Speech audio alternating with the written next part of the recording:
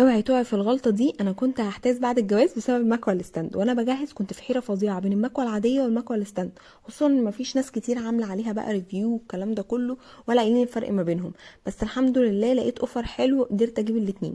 تجربتي مع الستاند هي حلوه قوي وسريعه، وبقدر اعمل بيها الستاير والملايات والفساتين والبدل والقمصان وحاجات تانية كتير قوي وبتنجزني كده.